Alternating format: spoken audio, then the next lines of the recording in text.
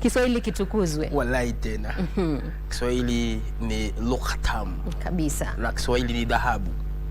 Na jinsi ulivyosema ni ukweli, kizazi cha sasa wamebebwa na utandawazi sasa, ambapo wanaona Kiswahili sio kitu ambacho hata wanafaa kujua.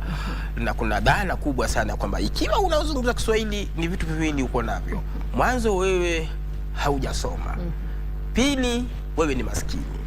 Sasa kidogo kitu kama hicho kwa sababu kweli inaleta kero kabisa katika lugha hii tamu, lugha hii nzuri, lugha hii ambaye inaenziwa katika Afrika yote na duniani mzima. Na pia ari yako ya kuwa mpenzi wa lugha ya Kiswahili ama mshtiti wa lugha ya Kiswahili ilianzia wapi? Unaweza kutupa usuli? Naam. Bila shaka mie nimezaliwa katika maeneo ya Nyanza.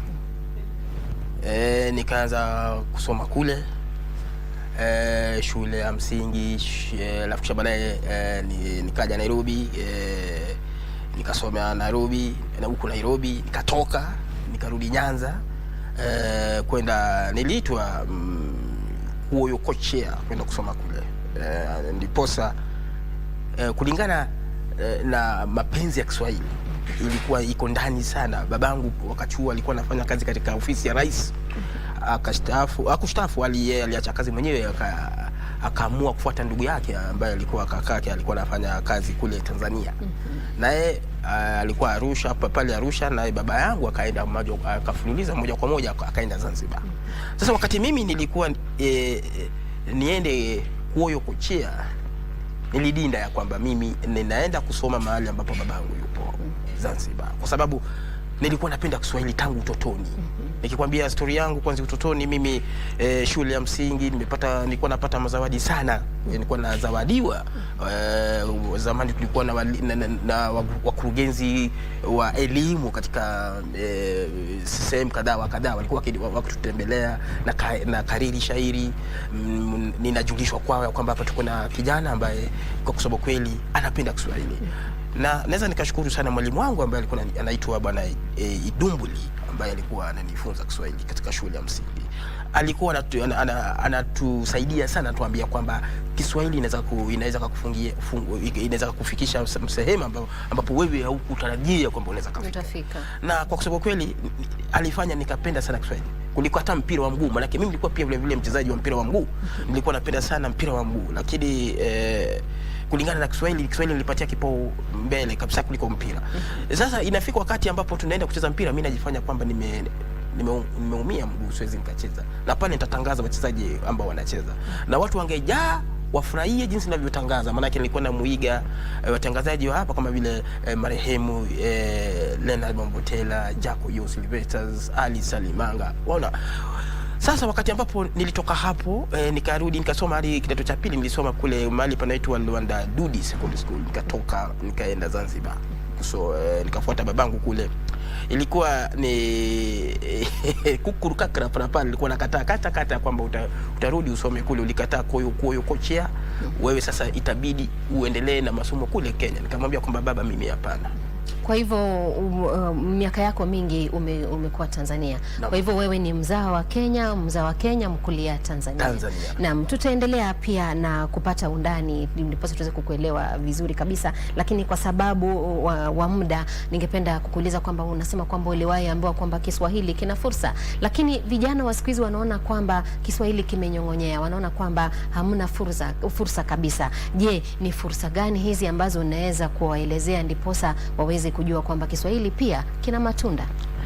Jambo la kwanza, mimi wajua Waswahili husema kwamba maji hufuata mkondo, bendera hufuata upepo. Vijana nadhani wamekosa wakina nani ambao watawashika mkono waeleze vizuri kwamba Kiswahili ni kizuri na ni kitamu. Katika habari zako nimesikia ukisoma habari zingine kutoka Uchina, wanafanya biashara na nini. Mimi naibia vijana siri kwamba Wachina wamejiandaa vilivyo kutafuta walimu wa Kiswahili, wale ambao wafunza Kiswahili. Maana yake wanajua kwamba Afrika sio Kenya peke yake. Naomba unielewe, Afrika ni lugha ambayo inaunganisha watu, ni Kiswahili. Na ukitaka kuja kufanya biashara Afrika, lazima ujue Kiswahili, sio Kiingereza. Sasa Wachina pale wanafanya kila juhudi kusoma Kiswahili, na hata kuna wale ambao wako katika vyuo vikuu huku nchini kwetu wanasomea Kiswahili ili waende wafunze wenzao Kiswahili. Sasa kitu mimi naweza nikaambia vijana kwamba Kiswahili, nakwambia kwamba ni dhahabu. Kiswahili inapatanisha, Kiswahili ni heshima. Hata mwizi akitaka kukuibia, kama ni Mswahili atakwambia kwamba naomba nikuibie. Kwa hiyo lakini si huko Kenya kwa sababu hawaenzi lugha ya Kiswahili. Na Kiswahili, wajua Kiswahili imetoka Kenya. Kama hauna habari, Kiswahili imetoka Kenya. Kitovu cha Kiswahili ni Kenya, pwani mwa Kenya. Watanzania wakaikumbatia, wakaichukua, wakageuza kila kitu ni wao. Lakini Kiswahili kitovu chake ni Kenya. Mijikenda kutoka Shungwaya wakati walifukuzwa kule ndio wakaenda pwani mwa Kenya, ndio Kiswahili kazaliwa kule. Sasa wakatambaka, wengine wakaenda Tanzania, Wadigo, kuna Wadigo Tanzania kule, na kuna wengine Zanzibar. Sasa wakati Watanzania wakakumbatia Kiswahili. Na mimi nakwambia ukweli, Kiswahili ni lugha tamu, na Kiswahili ni biashara nzuri sana, inafungua milango. Afrika Kusini, kama sienda mbali, miaka 2 zilizopita walikuwa wanafanya mpango ili katika masomo yao wajumuishe lugha ya Kiswahili katika masomo yao. Na Afrika Kusini hawajui Kiswahili. Wakina nani wangeenda kufunza kule Kiswahili kama sio Wakenya na Watanzania? Hata shirika la Umoja la Mataifa liliweza kuorodhesha Julai 7 kuwa siku ya Kiswahili duniani. Kwa hivyo Kiswahili kinazidi kuwanda na kunawiri kote duniani. Na Bwana Abdalla, wewe ukiangalia kwamba Kiswahili, kuna wale watu ambao unawauliza unawauliza wewe unajua Kiswahili, anasema mimi sikijui Kiswahili, lakini anakizungumza, anakuambia mimi sijui Kiswahili kwa sababu sina lafudhi ya Kikosti ama Kipwani, ama sina lafudhi ya kutoka vile visiwa vya karafuu vyaitwaje, Zanzibari. Anasema kwamba anaathirika zaidi na lahaja ya mama. Je, mtu kama huyu utampa ushauri gani? Mimi naweza nikamwambia kwamba Kiswahili imegawanyika katika sehemu 3. Tuko na Kiswahili cha kienyeji. Kiswahili cha kienyeji ndio Kiswahili cha Zanzibar, ndio Kiswahili cha pwani mwa Kenya, na ndio Kiswahili cha Tanzania. Cha pili tuko na Kiswahili cha mtaani. Kiswahili cha mtaani ndicho Kiswahili ambacho kinazungumzwa na vijana sheng. 3, Kiswahili cha taaluma, yani Kiswahili kilichofanyiwa utafiti na utafitafi. Unakuja kupata kwamba watu wametoka bara wakasomea Kiswahili, hata kujua kwamba hicho kidude chaitwa vipi kwa Kiswahili. Wanaenda kufanyia utafiti, wanakaa chini, wanakuja na jina, kwa sababu wahenga wa zamani walikufa bila hicho kidude kikija zunduliwa. Sasa watajua vipi inaitwa vipi? Sasa hicho ni Kiswahili cha utafiti, Kiswahili ambacho kimefanyiwa utafiti na utafitafi, cha taaluma hicho Kiswahili. Kwa hiyo wasiwe na wasiwasi kwamba lazima uwe na lahaja au lafudhi kutoka pwani. Kama wewe usio mzaliwa wa kule, haujakulia kule, hicho lafudhi yako kutoka katika lugha yako ya mama ni sawa sana, unaweza ukaongea nacho Kiswahili. Sasa wewe unaingia katika Kiswahili cha taaluma, unaingia kwenye bahari. Bwana, Kiswahili ni bahari nene, uweze kuogelea ukamaliza. Kwa hiyo wasiwe na ile uoga ya kwamba mimi natoka sehemu za Ujaluoni, siwezi nikaongea Kiswahili. Aliyesema nani? Nakwambia kwamba kuna Wajaluo wazuri sana ambao wanaongea Kiswahili. Cha msingi, siri cha Kiswahili ni kuipenda lugha ya Kiswahili. Hiyo ukishajua kwamba mimi napenda lugha ya Kiswahili bila lolote lile, maana watu wengi unakuja kupata kwamba wanasoma, wakati wanasoma nakwambia kwamba mimi najua Kiswahili nilipata ngapi, na nyewe alifanya vizuri. Kwa hiyo alikuwa anasomea mtihani ile bila kujua ya kwamba Kiswahili haina mwisho wake katika hali ya kusoma. Hadi leo sisi wenyewe tunasoma Kiswahili, hadi leo sisi wenyewe tunatembea na wale ambao wanazungumza lugha ya Kiswahili. Ile dhana wanaofikiria watu ya kwamba ukiongea Kiswahili basi wewe ni maskini, wewe haujasoma, na kwamba ni uongo mtupu. Kiswahili ni utamaduni, Kiswahili ni lugha ya Afrika kabisa. Naam, vijana hawa ambao umeweza kuwataja kwamba wengi wanaona kwamba Kiswahili, ukiwa Kiswahili ama kama unazungumza Kiswahili wanaona kwamba wewe ni mshamba ama uelewi mambo fulani, na ukiwaambia kwamba wakizungumza ile lugha ya Sheng wanakuambia kwamba kwa nini unakidunisha, kwa nini unadunisha Sheng? Manake pia hiyo ni lugha, kwa sababu lugha ni lugha. Wanasema ni kama mila na desturi. Kila jamii ina mila na desturi yake, na pia nao wanasema pia sisi Sheng ndio lugha yetu. Mbona mwataka kutuletea ukoloni na fikra za Waswahili? Sheila, mimi naweza nikakwambia kwamba kizazi cha 2000 wako na utamaduni yao, sio utamaduni ya Kiafrika, sio utamaduni ya kikwetu, mbali utamaduni yao. Manake wanaitoa pale katika utandawazi, wanatoa pale katika mtandao, wakisema kwamba sisi tumekuja na hii Sheng. Na hii Sheng, mimi naomba nikuulize swali moja tu. Mtu ameenda kuuliza kazi ama anauliza njia. Yule ambaye anauliza kwa njia kwa Kiswahili sanifu na yule ambaye anauliza kwa Kiswahili cha Sheng, hebu na kuuliza ni nani ambaye atasikizwa sana? Ni nani? Ni sana ule ambaye akona ufasaha wa lugha. Bas, kwa sababu gani? Kwa sababu ufasaha wa lugha ina adabu yake na ina utamu yake. Hawa vijana ambao unasema wanapenda Kiswahili, mimi naweza kukwambia. Maana wakati ambapo unaongea Kiswahili sanifu, hata ukiwa kwa gari wote wanavunjika shingo na kuangalia, sema kwamba jamani, watoka pwani. Wewe ni mkosti. Wewe ni mkosti. Waona hata nyimbo za Kiswahili zile ambazo zinatungwa Tanzania ama za pwani hapa kwetu. Taarabu kadhalika. Wao wanasikiza wanasema kwamba ni tamu.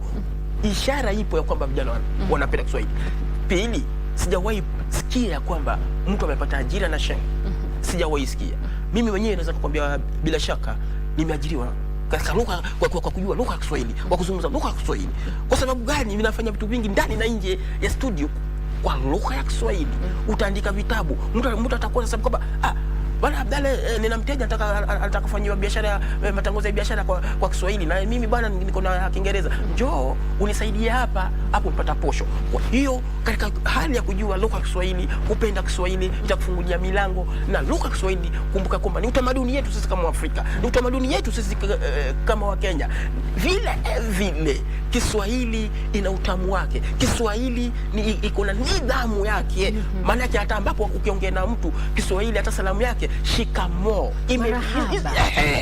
unaona. Lakini kuna watu wengine wapendi kusalimiwa shikamoo. Ukimuuliza ukimsalimia shikamoo, anaona kwamba wewe umeona kwamba yeye ni mzee. Sema shikamoo, marahaba. Nasema useme mambo poa.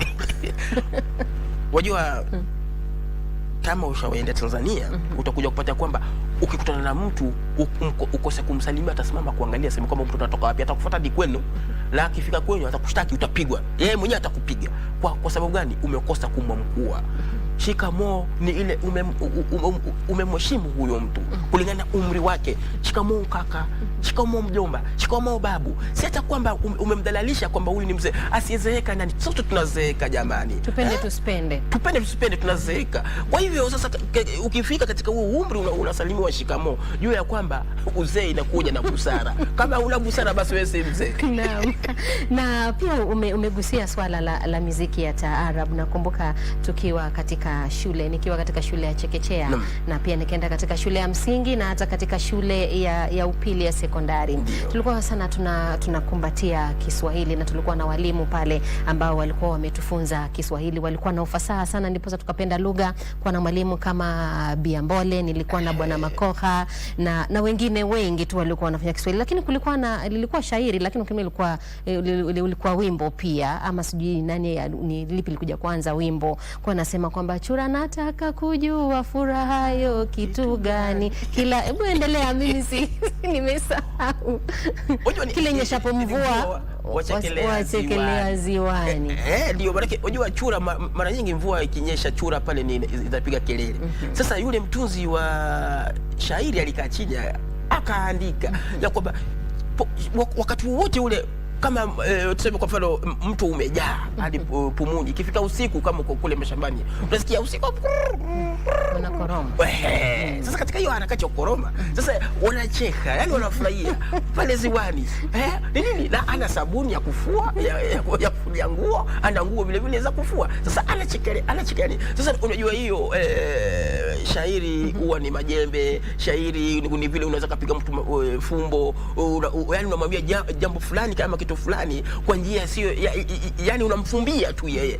Kama ni mtu ambaye anajua, mtu ambaye ni mjanja, atakuja kujua kwamba huyu alikuwa anazungumzia kitu fulani, huyu mtu kidogo alikuwa ananipiga majembe. Kwa hivyo unaweza kupata ajira kutokana na ubunifu wako. Kama kuna mmoja pia aliimba ama ilikuwa shairi pia, na yeye akasema wakati wa masika mvua ni nyingi, ndege wa angani hawana furaha, lakini mzee Kobe anacheka manake ana nyumba ya milele. Haya, Bwana Abdalla, tukiangalia hii enzi ya kidijitali, manake vijana wengi kila saa wako katika mitandao wakirambaza wakidurusu mitandao. Je, unaweza teknolojia hii ya akili mnemba ama akili unde wataitumia vipi kuweza kujifunza Kiswahili, ama ni teknolojia zipi?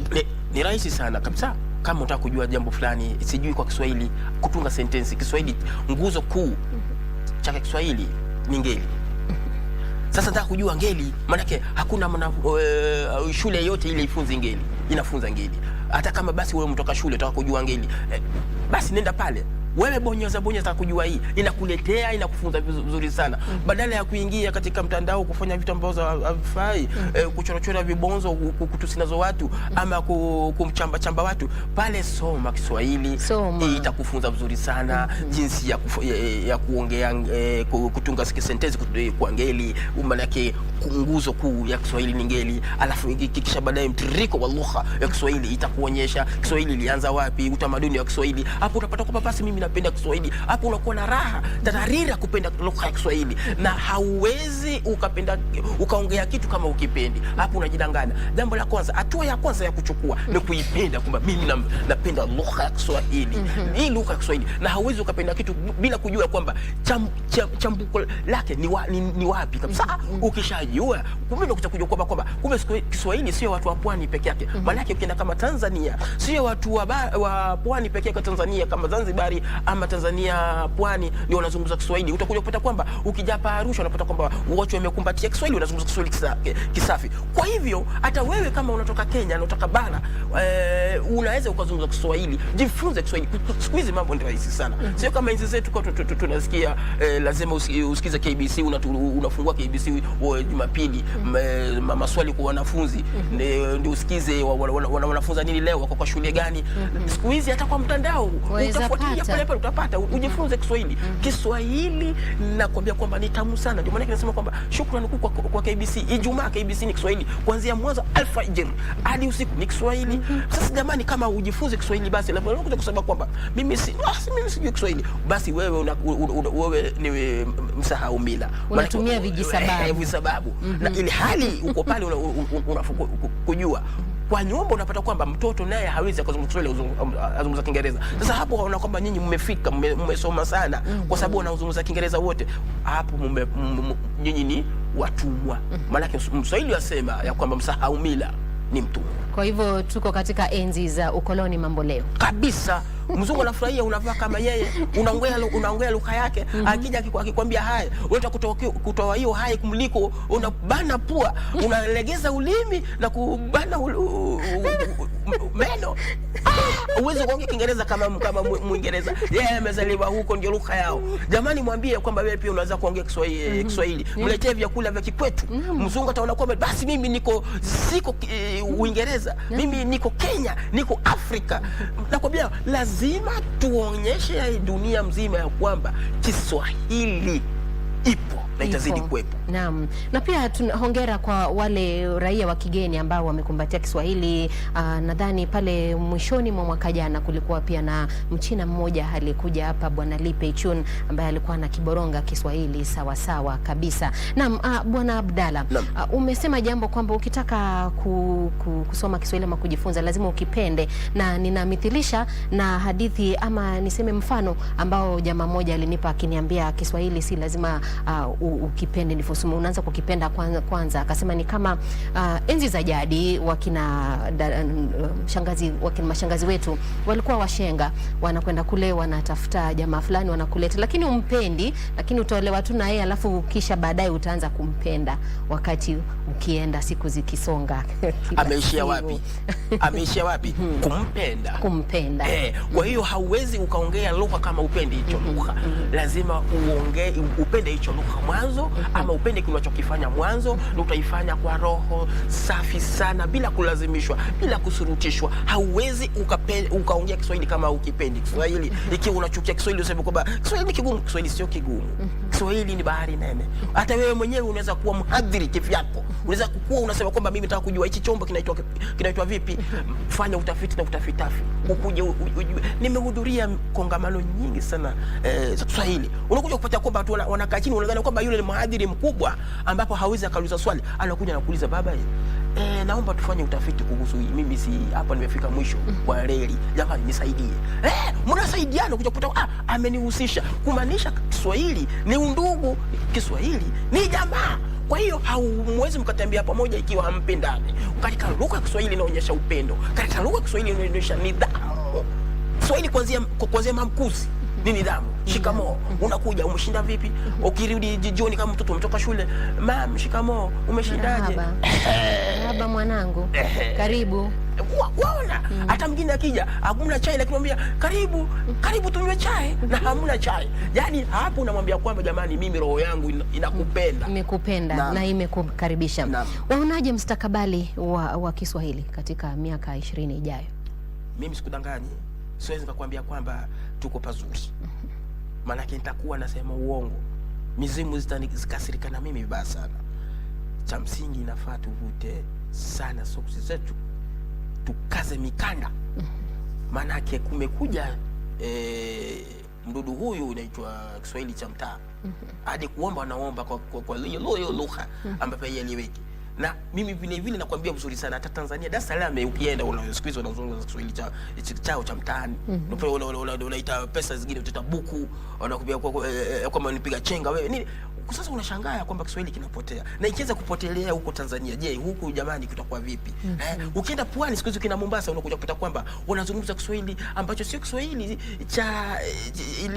cha kipwani. Ni Kiswahili ambapo yao wewe wenyewe wamekuja nacho. Unakuja kupata kwamba sasa wanaanza kuiga vijana wa bara hapa katika lugha ya Kiswahili. Kwa hiyo mimi ninaomba sana mawaziri, walimu, wale ambao wapenzi wa Kiswahili, milango iko wazi. Jamani, tujaribu sana, waandishi wa habari, jamani, ili tuzidi kupiga debe lugha ya Kiswahili ipate kujulikana, isije kapotea. Lugha ya Kiswahili imelea wengi. Na kwambia kwamba tangu zamani tulikuwa tunasikiza kipindi cha nini ilikuwa inaletwa na huyu mama yetu, alikuwa analeta KBC, kipindi cha taarabu. Ilikuwa inakuja vizuri sana, nataka anaeleza vizuri sana kwamba hili neno inamaanisha kitu fulani. Yaani anafafanua vizuri upate kuelewa. Kiswahili inakuwa kitamu, lakini siku hizi jamani, mtu anasema kwamba Kiswahili nakisikiza taarabu ni tamu, ukimuuliza inamaanisha nini hajui. Kwa sababu gani? Hakipendi, lakini anapenda vile lahaga, anapenda jinsi ni mtiririko wa lugha, lakini hapendi lugha yenyewe. Kwa hiyo unapata kwamba amechanganyikiwa huyo mtu, hapendi Kiswahili, ni kuchanganyikiwa, amechanganyikiwa. Ikiwa unapenda Kiswahili, wewe basi pia jitize tiji kabisa uongee lugha ya Kiswahili. Lugha ya Kiswahili inalipa, bado mimi nazidi kusema. Kuna watu wengi hapa ukienda mjini hapa town, utapata vijana wanapiga debe kwa viduka wakiongea Kiswahili sanifu, alafu wanaweka muziki, hawaongei sheng. Wewe ambaye unaambiwa kuongea sheng, basi wewe Kiswahili cha mtaa, wewe utakuwa unabombea sana, utakuwa umefika, utakuwa wa leo, lakini basi mwisho wako unazeeka. Kiswahili hakizeeki. Ili kuwepo, itakuwepo na itazidi kuwepo, na kinazidi kuwa bora zaidi. Naam, una mapendekezo gani kwa asasi husika na pia serikali kuweza kuboresha lugha ya Kiswahili, ama kuweza kuweka nafasi ambazo inaweza kumbatia ama kuwavutia vijana kuweza kujifunza Kiswahili? Shukrani. Swali kuntu sana hilo. Mwanzo nianze na nyumbani. Nyumbani sote tumekuwa wazungu. Hi mama, how are you? Si vibaya. I'm doing fine. I'm good. Si vibaya. Mimi nikikueleza sijui lugha mbili ama tatu.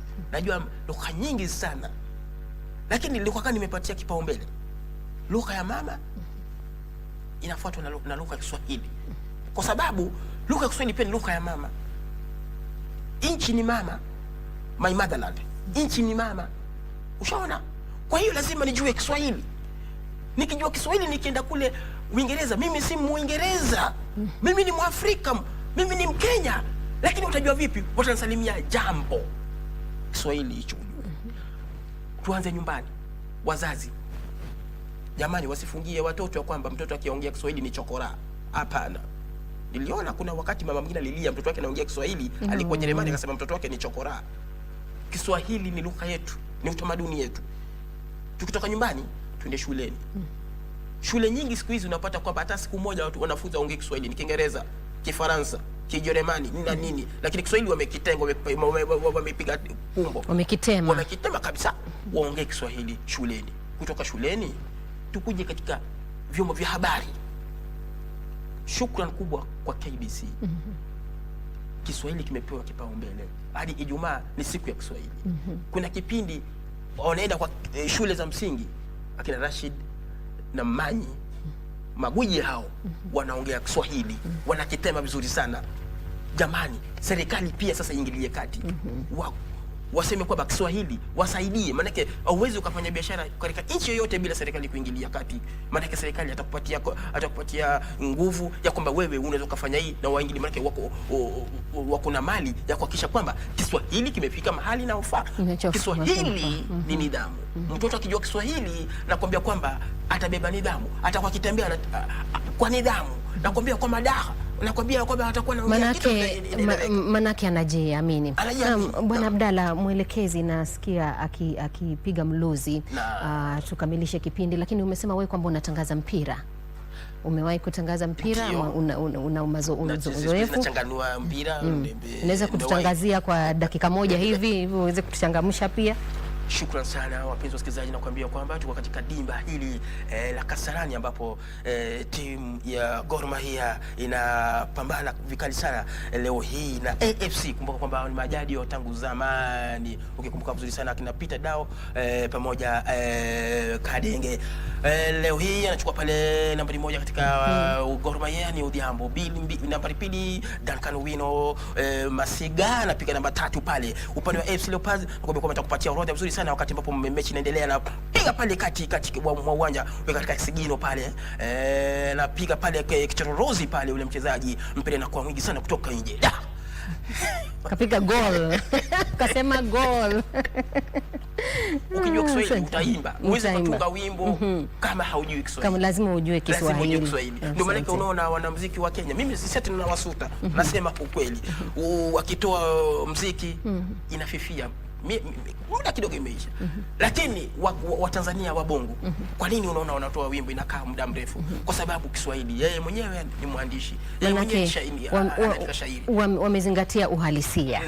Naam, asante sana Bwana Abdalla, muda umeyoyoma, lakini Kiswahili umesema ni bahari kuu, hatujamaliza hata tujafikia nusu, hata thuluthi, lakini najua kwamba siku zikiendelea pia tutazidi kuzungumza masuala ya Kiswahili ndipo sasa tuweze kuboresha Kiswahili. Na mtazamaji, huyo amekuwa Abdalla Mambo ambaye pia ni mmoja wa watangazaji wetu hapa katika shirika la utangazaji nchini KBC. Ameweza tu kutuelezea jinsi ya kuweza kukikumbatia Kiswahili na kukipenda, manake kuna fursa nyingi za Kiswahili. Wewe kijana ambaye unaona kwamba Kiswahili kimenyong'onyea na kwamba hakina nafasi, kuna fursa nyingi za kuweza kujifunza Kiswahili na kupata ajira kutokana na Kiswahili. Naam, ungana nasi hapo jioni wakati wa kipindi chetu cha Kurunzi Mashinani, ambapo nitakuwa nakuletea taarifa hizo za habari kwa awamu ya pili. Mie wako Sheila Kayaro Yogo na mpisha mwenzangu wa mtangazaji mwenzangu wa habari za Kiingereza saa 7 kamili. Kwa heri kwa sasa.